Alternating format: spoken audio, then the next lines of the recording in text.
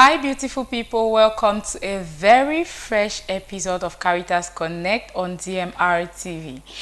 Today, we are diving into a game changer for sustainability, discussing income generating activities as a pathway to sustaining Caritas projects. Caritas has impacted many lives, but to Caritas, assistance is not meaningful if it's not sustainable. That is why they always introduce the aspect of income generating activities to sustain the project or to sustain the life of the project, so that the people benefit from it longer and Caritas has the ability to help other people, while the others that they have already been able to impact can stand on their own. And this is how they ensure that they build resilient communities. So joining us today are Mr. Honorine, the officer in charge of income generating activities at Caritas, and Mr. Totso Elvis, the program coordinator. Welcome to this edition of Caritas Connect. Thank you, Mr. Abin. Good afternoon. Good afternoon. Thank you, and good afternoon to the listener, and we'll have a good session. Okay, you are welcome once again. And before we get into the topic of discussion for the day, I would like you to please give us a little bit of update on what has been going on at the Caritas office in the various departments, so that we keep ourselves aware and informed. Yeah, at the Caritas, for these days, we have been carrying out some distribution. That's for our wash project. So we are continuing to give distribution. That is in terms of food and hygiene. This is a continuation on what we started since. And also among the distribution, we have bedding assistance that we have been giving. We are also continuing with the IGA, that's income generating assistance in the community, and the follow-up of what is being done on the field. And also in another department, we have been trying to put in place a water point. That's the borehole project, which we are planning to. We are starting already in some community. When I talk some community, I think about Ejina, Awea, Mukombo, where we are practically planning to start the drilling of the borehole in those communities. And at the same time, we have been trying to make sure that we follow our farmers that are on the field. That's in terms of agroecology, which is still one of the projects that Caritas is being put in place. That's at the level of the fee, and also at the level of the office. We have been trying to have some coordination meeting to make sure that all what we have been planning is moving well, and also to have good report for our donor and also our participant. So generally, that's what is being going on at the level of our office in general. All right. Okay. Thank you very much for that brief, informative Caritas update. So we are going to begin with you, Mr. Honorine. Can you explain to us what exactly is meant by income generating activities in the context of Caritas projects? Okay, thank you.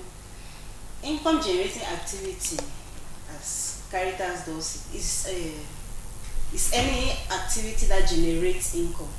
Any venture activity that will generate income to the beneficiary.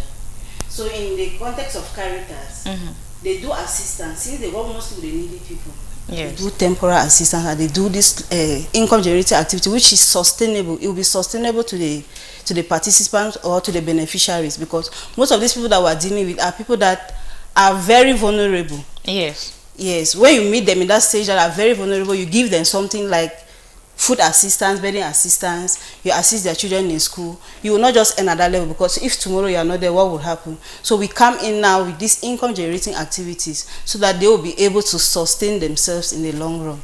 Okay, thank you very much. I think it's very clear to anyone listening to us what is meant by income generating activities in the context of Caritas, because in our various contexts, in different contexts, it could mean different things. So thank you very much for clearly explaining to us how Caritas defines income generating activities. Over to you, program officer. Why is financial sustainability such an important factor for Caritas projects? When we talk about putting in place a project, in any project that we are putting in place or we want to put in place, Yes. you need finance. It means you need money. You need money at the beginning for the Yes. implementation. You need money during implementation. At the beginning, you need money for investment, Yes. which is usually, depending on the project, can be very high. And you also need money for functioning. That's the daily activity that you carry out in your project. And to make sure that your project will resist over time, it means you need a sustainable environment. You need to put in place a sustainable system financially also that will make your project to be durable in the time. Yes. So for the daily running of your project and also for the thing, the investment that you do, that with time will depreciate, you need to replace them. So to replace them, you need money. So in that context, we realize that the financial aspect is very important for a sustainability of any project. And Caritas putting in place project mean even our project also needs certain level of financial sustainability. Okay. All right. So many charitable organizations really depend or they rely on external funding, like maybe funding from grants and different sources. What do you think are the risk of depending solely on donations, and how can IGAs help solve these problems? Now, when you want to implement your project, as we know, there are people they want to implement the project and they have all the means to implement their project. That's fine, that's better.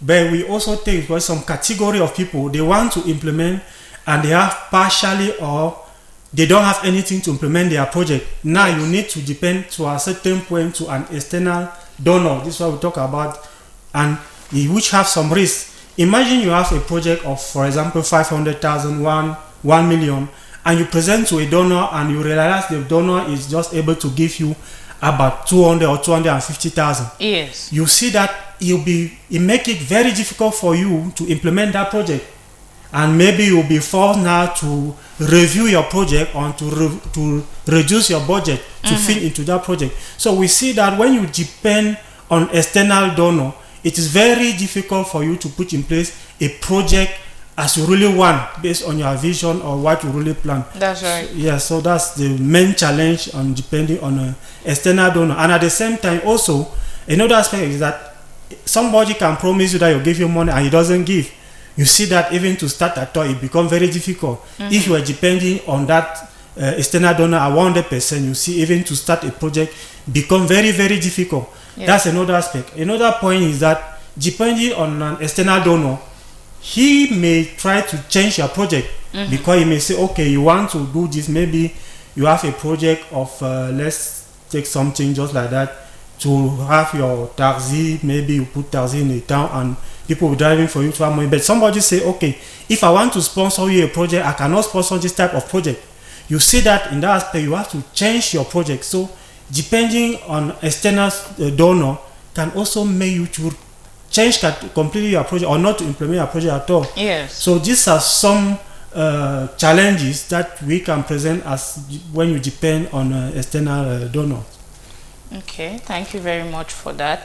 Mr. Honorine, as the officer in charge of income generating activities at Caritas, I believe that you have spearheaded many of these activities, and like I think I'm very much aware that the various departments of Caritas are centered around sustainability. Their various projects or programs are sustainability centered. They want it to be sustainable to live on. Can you give us an example of such a project that has used by or through the means of income generating activities rather has been successful or has made Caritas any of Caritas's project to be successful? Yes, there are so many projects that we have implemented in the community with participants, and they turn out to be very successful. Okay. Yes, because if the project that we implemented like 3 years ago until date, they are still operational. Okay. For example, we trained, we empowered some participants in tailoring, and we bought them sewing machines. Yes. Till date, they are still doing their activity, which is very sustainable to the family. Okay. Yes, and also with this wash project that they are carrying out, I think they are going into a very sustainable aspect of it. They are constructing a borehole. Yes. Yes, which will use a solar panel, which means that no matter the conditions, they will have water in the community, and they will also come up with a lucrative business idea for them to be running the project. All right.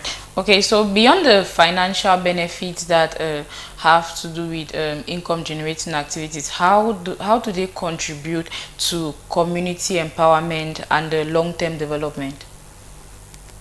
The long-term development of this IGAs, because normally when we sponsor these IGAs, yes, we want to see these people better in future. Yes. Yes, and some of these IGAs that were sponsored, we tend to see, like, they also tend to employ people. Yes, to work, and it's also creating employment for other people in the community. Meanwhile, they're sustaining themselves and taking care of their families. Okay. You already mentioned that in the years back, Caritas has empowered some people, like maybe doing some tailoring trainings, until those businesses are still existing. But I'd like to find out from the program officer, what are some of the most effective income generating activities that Caritas has implemented, like the most effective ones that you still see that live on and actually provide like this sustainability that Caritas is seeking for in its projects? Yeah, some of the effective project and takes consideration the sustainability. As my colleague just said, we see, for example, some tailoring based in the fact that this is a project we put in place like 2 years ago, and then when we go to the field, we see that it's still moving. Yes. We also have a table market. We have some table market business that we put in place some years ago, and it is moving. And also, I will take an example of one internal display who came from Ikona, who relocated around Bomakan. At that time, she was still working for a place to stay, and it happened that we accessed, and she was selected, and she benefited from one of our initiatives in terms of income generating activity that was sponsored. And after some time, we realized she was the one who even called, and we realized that she is no more asking for place to stay, but she was now able to rent on her own, to pay her own and rent, and at the same time the child that was not with her is now with her, and then she's able to pay her school fee happily. Yes. So, and this was a testimony given by her herself. So these are some of the things that were very sustainable. And also hairdressing. Yes. Because also we have implemented so many women. That was a project for women, especially that was GBV, and people at risk of GBV. So we sponsor some of these people long time ago, and then during our follow-up recently, we realized that some of these people are really improved. They are no more doing only what we plan together, but at least a part of doing hairdressing, they are also selling some small product in around their business. So this is some kind of sustainability aspect that we have been seeing in the field.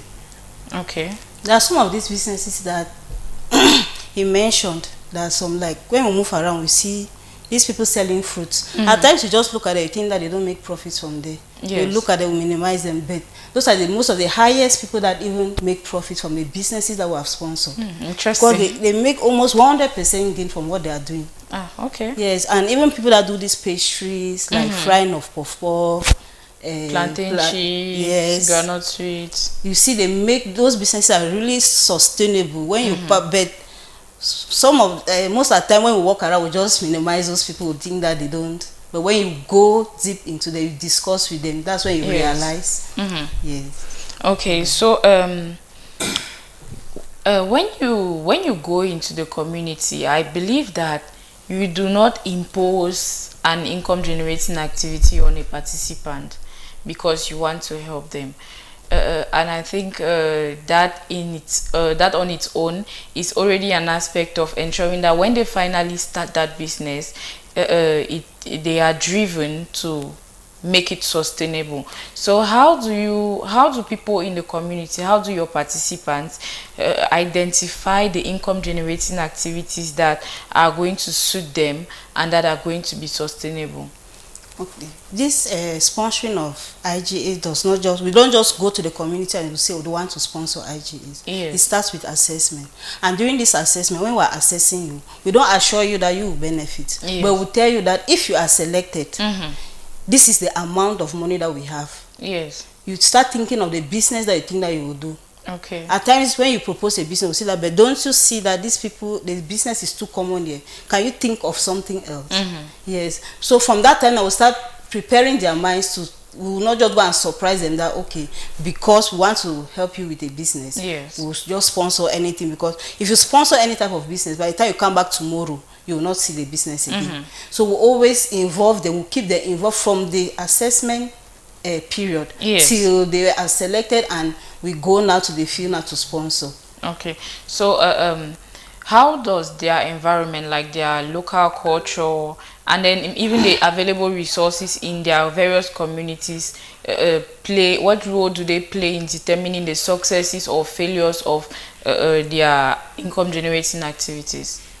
Yeah, for the resources, when you talk with these participants, most of them want to go in for businesses that are common in their area, yes, things that they can easily buy. Yes, but at times you see that many people are into those businesses and you can easily fall. So those resources to help them at times, because they can also easily acquire the resources, but at times that the business will be slow. So we also encourage them that, okay, though this business is this other way, you can, because at times you can send money to your supplier, yes, even if it is out of Buea, and the person will supply you. If you are sure of the person will supply okay, you. Reliable Maybe person. yes, maybe something that is not common in that area. With that, you'll be able now to at least bring a change to the community. You bring an activity that is slightly different, yes, or something from new, what that everybody is doing. Okay.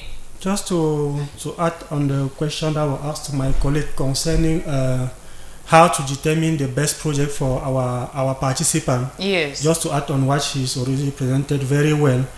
First of all, our participants are the ones to determine whatever they want to do, and then we are there to guide them. How do we guide them? First of all, we need to analyze their local condition. Yes. You identify, first of all, you must have a business idea. When you have a business agenda, we need to study the market.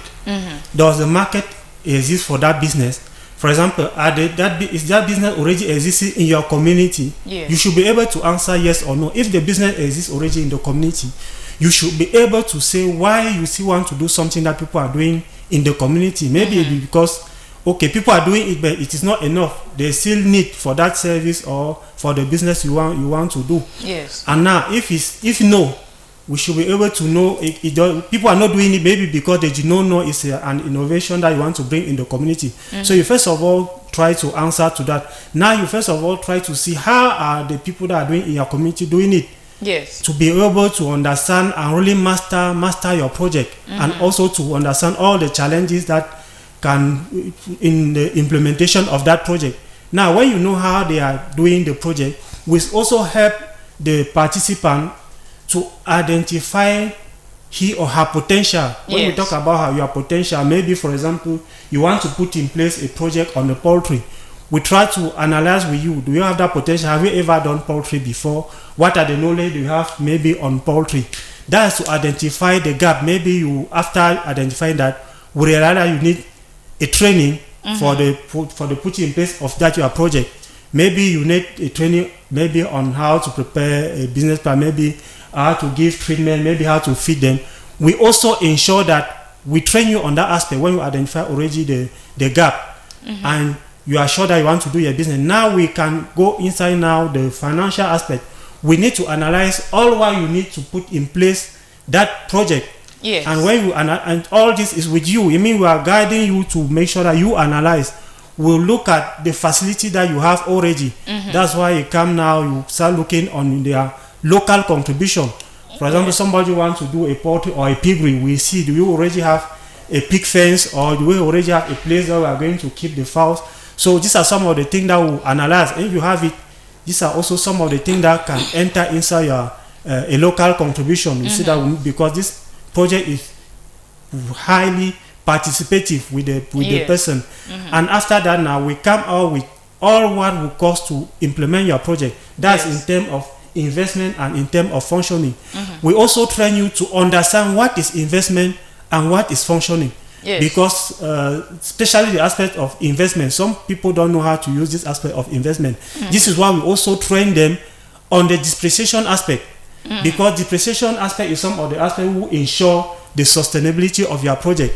And at the same time, when we make this analysis now, we also help you to identify all the product of your project, either product or services that you have to render, and how it will cost. That's the income that will come from that your project or your services. When we know now all the income that will come from your project or your services, we are able now to determine what can be your profit. That will make the difference between your investment, your functioning, and depreciation. We are now able to have an idea about what will be your profit in that project, because all the project we want to put in place, we make sure it is profitable. Now, when we work that with you now, we now make a calendar of activities and see how we are going to implement and sponsor your project. And that all this is done using a manual, a guide that we fill with the participant, which is the IGA manual or a business plan manual for the planning, which is being used by the participant even after when we are not there, or to better understand the project and to make sure that you respect what was agreed with this participant. So all this is put in place to ensure the participation of the beneficiary and at the same time the sustainability of the project. So I just wanted to add that in how to identify and make sure this project is really sustainable or is good for each participant. That was a heavyweight contribution there. Thank you for the very detailed responses. I think it's very clear to us all, because it is to me, how sustainable, or how you help the communities identify what they want and what can actually work for them.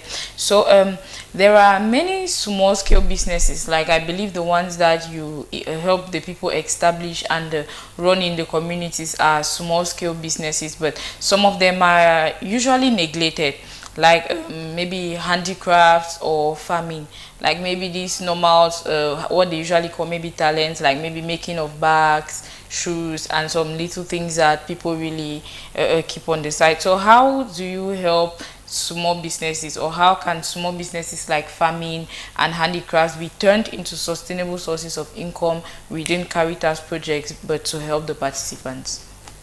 I think when it comes to farming, what really makes people to shy away from farming is maybe the stress in it. And the people that we deal with, that are mostly needy people and are IDPs. Most of them don't even have farmlands. So if they need to farm, they need to start looking for a place, renting the place, and maybe even rent a place today, tomorrow somebody will come and tell you that no, leave this place, you will not work here. And so we still encourage them to do this farming, as you said, because cultivating vegetable are some of the IGAs that have sponsored, and you see the profit is there, but the limited factor is just the land. Though we have another aspect that does the land negotiation for some of these people, but you cannot do it for everybody. So we still encourage them to do it through this land advocacy, and we sponsor them. It's just that many people will not go in for it because the land is limited and the population is really concentrated in Fako. Now, just to add in what my colleague just said, in Caritas we have a whole department in charge of agroecology, which really promote farming activity or agriculture. That's right. In this department now, we really encourage them by, first of all, we train them on how to produce organic manure. We also help them to train them how to produce organic pesticide. We are also been carrying out training on how to do seed selection or seed multiplication, seed preservation, and also train them on how to identify market for marketing. So it's a whole department. We are also been sponsoring some project in farming Yes. Which that's why we really have a whole department on that. And all this is to make sure that it will be sustainable, because we are talking about agroecology. So we are trying to identify all the local way to make the farmer to be independent, to produce everything by their own. So it's really something that we are doing in Caritas, and we really have a whole department for that. Okay. She mentioned that most of the participants are IDPs, and they just really came. So in situations where the people do not own land or do not have access to land, how does Caritas or the Sustainable Agriculture and Rural Development Program assist these people? Yeah, when as the like this project, as she mentioned something on land advocacy. The land advocacy was mostly for the people who came and did not have land. That was IGPs, because at the beginning of this project, many people came and did not have any land. We do land advocacy. We go in the community together with the participant. We identify where we can have land. We work now with stakeholders, that's people in the community who have most land, and then we discuss with them and see how they can allocate some space to just our internally displaced people that can use for cultivation. And at the same time, we also encourage them to make some savings to make sure that tomorrow they will be able to have their own land. So these are some of the aspects that we put precisely for those who did not have land. And at the same time, we train them on how to have a small contract, because one of the challenges is, as my colleague say, is that some people have land now. Maybe you plant your crop, before you harvest, they say that you can no more pass there. So we also train them on having a long-term contract that will enable them that at least if they plant something, they will be able to harvest. So, and with a long-term contract now, you will be able to determine what exactly you can plant. You should not, for example, plant a crop of 6 months, 9 months on the farm that you have just 3 months. We always encourage you to have as long as possible time for their cropping. So these are some of the things that we do in terms of assisting those who don't really have land and those who doesn't also have knowledge. Yes. Okay, so back to you again. The world is becoming it's becoming highly technological, and I wish to find out if Caritas has any innovative or technological driven income generating activities, or is working towards adopting any of such technologies or innovations in any of their projects. Now, when we talk about I'm looking at the aspect of digitalization.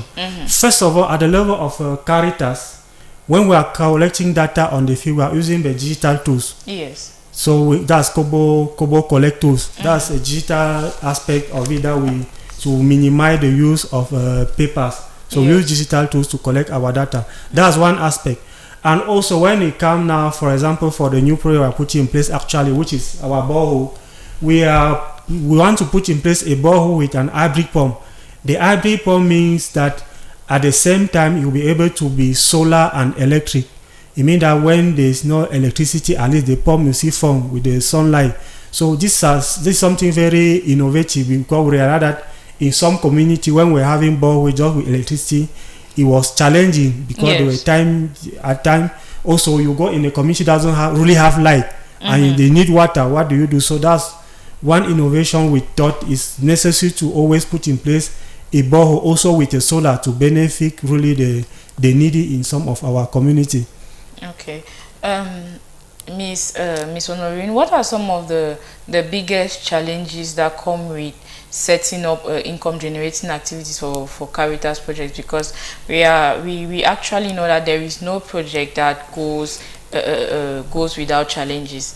There are always going to be challenges, but the most essential thing is how we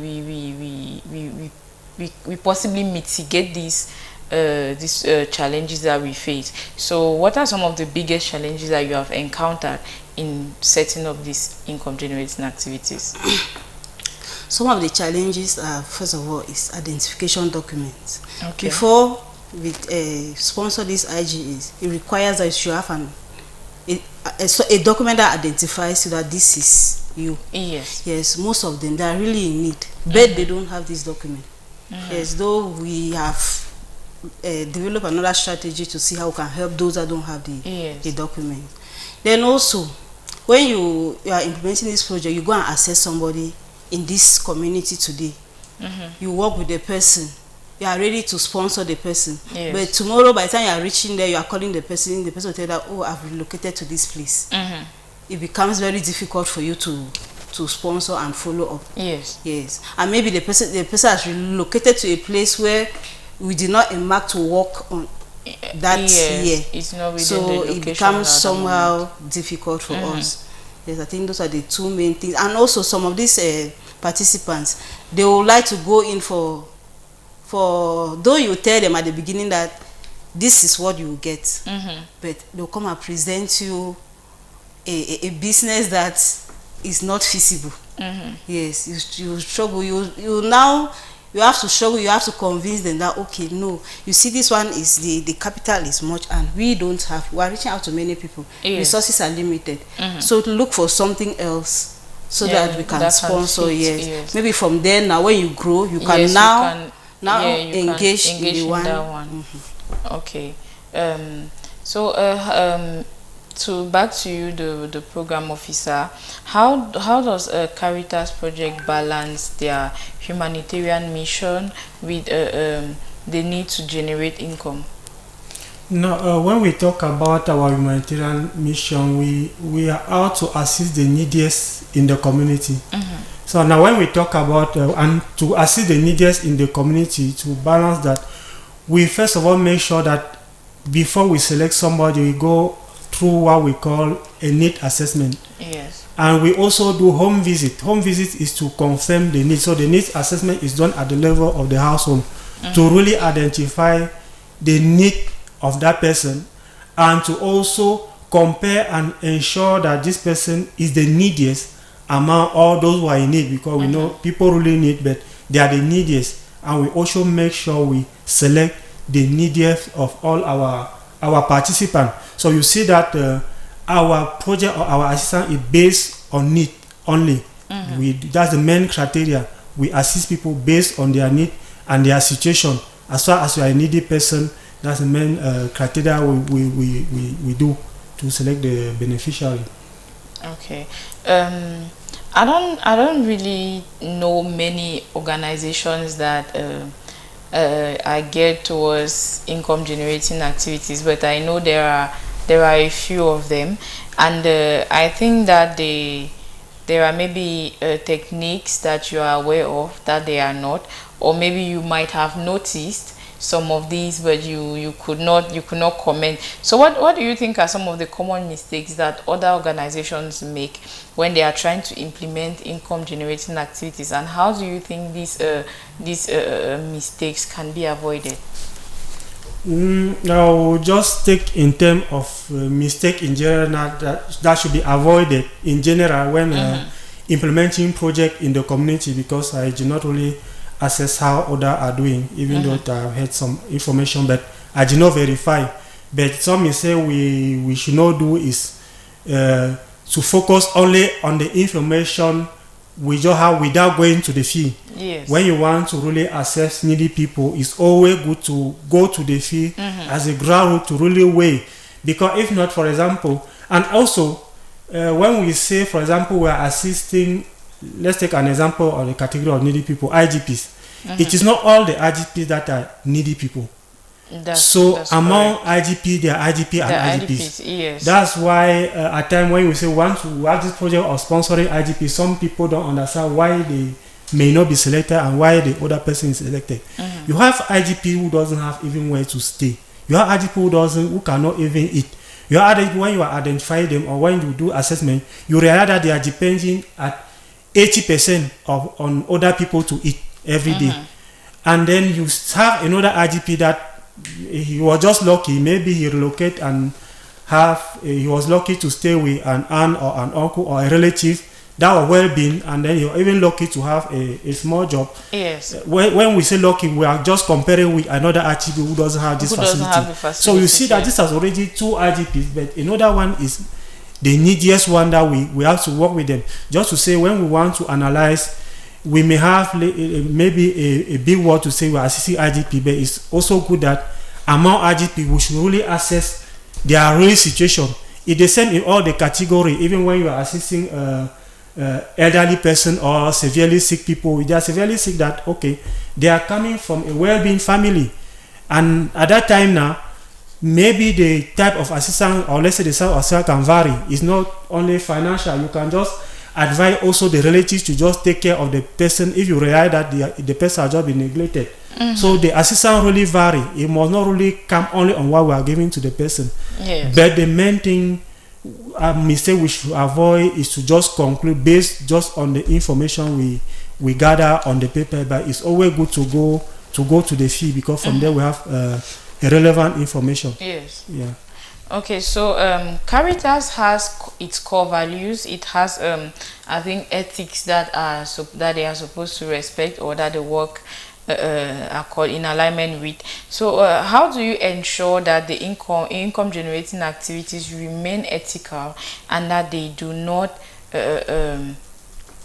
how do I put it, that they remain aligned with the core values that Caritas is out for? Now, when you talk about mission and so core value or ethical value, now when we talk about this summary, we are saying about spreading of solidarity and social justice. That's the mission. And when we have this mission, aside of the mission, we have some ethical value. That's accountability, which is something that we are treating our beneficiary with dignity. This is our ethical value. We don't consider, we just call them partners, because we know even though they are in need now, but they are not that, we don't really the people that are desperate. So, and we are accountable to donor, accountable to the people we are working with. We are trustful. It means that when we say that this is what we are planning to do, we ensure that we do what we say, and we are transparent. This transparency, it means that all the information I'm giving, for example, here is the same information my colleague will give. It's the same information you can have for my hierarchy, and we ensure that there is a traceability for you to have the same information. This is for in terms of transparency, and I already speak about human dignity. We treat people with dignity, with all due respect, and these are just some of the ethical value or principle that we ensure we put in place while implementing our project. And for the accountability, we are very accountable with the people. We always give them feedback at any level. We are open for any question at any level. Yeah, both on site and online. So our phone number is available. They can all call us at any moment. Or they can come to the office. Exactly. Our office is also open for all the participants, no matter the person, either you are a participant or not, or you are somebody that need more additional information about Caritas. Our office is open to anybody to find out any information that the person wants. So these are some of the ethical value that we put in place in Caritas. Okay, Miss Taunorine, it's always necessary to track your progress, to see how to know how much your project is impacting the community. So I would like to know, how do you measure the success of the income generating activities that you establish and implement in our various communities? To measure these successes, we start with constant follow-up. Okay. So when you sponsor an activity, you don't give the beneficiary so much time. You start following up. When you start following up, you see because you will know what we sponsored you with. And when we come now, we always tell you, keep your data. How much did you sell today? Or how much profit did you make today? From those statistics, we will know if you are progressing the business or you are not making any profit. Yes. And also, if you want to come tomorrow with all the advice that we have given you, will see that, okay, you have added another attachment. Maybe you were doing plantain. You say, okay, from now I've made profit, I can add cocoyams. Yes, that shows that the person is growing. And also we do this school fees assistance, food assistance, And when we sponsor these IGAs, we believe that with the profit you are making from that, you should continue to sponsor your children. Yes. I should not come tomorrow and the child is in the house that they drove me from school fees. Correct. Yeah, so those are some of those things. If you see that what you are able to sponsor your child now in school, provide some basic needs in the house. They were not able to provide before. Yes, before. Yeah. That shows that there's an improvement. Okay, so when carrying out projects, or it is very known to us that we are guided by policies, we have guidelines, and maybe paths to follow when carrying out activities, or even as regular people, we have the government to put in place rules and maybe rights and all of those things. So within Caritas, what policies or frameworks guide income generating activities for them to be sustainable? I think the first thing is the manual that we share with you. Yeah, because from the manual you will know if the business will be successful or sustainable. Yes. Yes, because when we fill it with you, you know from each stage, okay, this I will buy this, I will buy this, I will sell for this amount. If it's not successful, we'll tell you that this business will not be successful. Yes. I think that's the main thing that determines if the business will flourish. Okay, the manual helps Yes. determine if the business will be sustainable Yes. or not. Okay. Back to you, to the program officer. What strategies do you put in place to ensure or to help the already existing businesses to scale up and to ensure that their long-term impacts are increased? When you come to the strategy to ensure the long-term impact, is the constant follow-up first of all, and record keeping, because we ensure that we also train these people. That's after putting in place a project. Yes. To ensure the long-term, before we are already trained on how to keep record, and also we constantly go there and follow up how they are keeping their record. We constantly go there to follow up and see how profitable the activity are. Yes. We constantly check also what are the positive things that have brought, positive or negative things that the project brought in their immediate environment. We also see if their life have changed. That's why after sponsoring, after some time, we have some assessment. Yes. That after implementation, after some, we give it some time, we come out for another assessment to really evaluate and see the impact on that project. And we also ask questions around to see maybe from your project, were you able, or did somebody also copy your example? You see that this is some of the aspects we also check to see the impact in the community. Maybe from your project, how does your environment appreciate the project? Maybe it's a service that was not really existed in your community, and you have put it in place. Maybe a store, people are going far to maybe buy something. Maybe it's a granny meal project. Before it was not there, we really see. From now, people still going far to see grind their things, As or are they the coming? problem that was existing? So you see now, from now, because we did an assessment before, we do another assessment. It helps us now to measure and really see the value, the impact that your project can bring at your immediate environment and at the level of the community. And I think the assessment or the evaluation as well can always help you to maybe even improve on your own strategies and methods of implementing projects in the communities, like, or maybe in the next communities you are going to work in, like maybe you see where you had setbacks, you see where you did very well, what you can retain, and then what you can discard, what you can learn and unlearn, and like that's literally how it helps with growth and improvement. Exactly. That's why when I was talking about doing an evaluation, I say we are looking at the negative and the positive. The idea of looking at the negative aspect and the positive aspect is just to be able to share with the other community, or to share with other participants, and also guide us to take some decision when we are implementing the other project. So this we really also have a success story that will also help us to share with the other, either new participants or to those who want to engage in the same business. Yes. So as you say, these are some of the aspects. After the evaluation, we have this, and it guide us to take other decisions for the future. Okay, so before we wrap up, what advice do you have, or what do you have to tell other communities or organizations who are looking forward to implement or establish sustainable projects, maybe like IGA or other methods of sustainability to implement in their own communities or in their various projects to ensure that it's successful? I think the first thing is the communities should know that their local contributions to count very much. Yes. Because when they don't show in their local contribution, at times you see the participation is not really there. Yes. It's like it's one-sided. And also the participants should also know that to start a business does not mean that you must have a huge amount of money. Because some of them, when you tell them that this is what you have to offer, some of them, they will say, these people come and give this big amount of money, why are you coming with this one? Not knowing that it's the, first of all, the zeal. Yes. And the will. Because if you cannot start something of 10,000, even give you 100,000, the business will not, you will not still do it.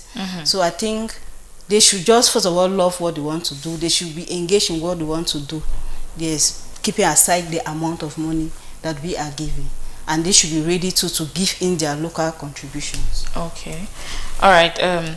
So we have seen today how income generating activities are indeed a game changer when it comes to sustainability, and we it's not just like income generating activities is not just about funds. It's about empowerment, it's about development, it's about sustainability, like benefiting from the people who are here today, benefit from what is on ground, the generations who are to come benefit. It helps to like maybe balance up with those who are, maybe they move from the neediest to the needy to someone who could help a neighbor. It helps like maybe it helps the communities to become resilient, and it equally helps us to like want to do more, because when you see that what you're doing is successful, it encourages you to maybe like do more, and seeing that what you're actually doing is helping people, you want to reach out to more people. And if they are maybe like balanced or resilient or strong enough compared to how you had met them, it actually gives you that assurance that they are going to be okay, and then you can move to the next people who really need your assistance to help them equally be like that community that you are coming from. And sometimes their support can even help go a long way, because they were there before, and then they know how it feels, and they equally know how much they can help, or in what ways they can help these people to equally live up to get to where they are. So thank you very much to our panelists. Thank you to our audience for staying with us right up to this moment. Thank you to our technical team who is ensuring that everything goes on smoothly. I was your host, Fatifa Alvin Manka, and till next episode of Caritas Connect, you should remind yourself that sustainability is a game changer, and sustainability begins with actions. Stay safe, stay connected. Bye bye.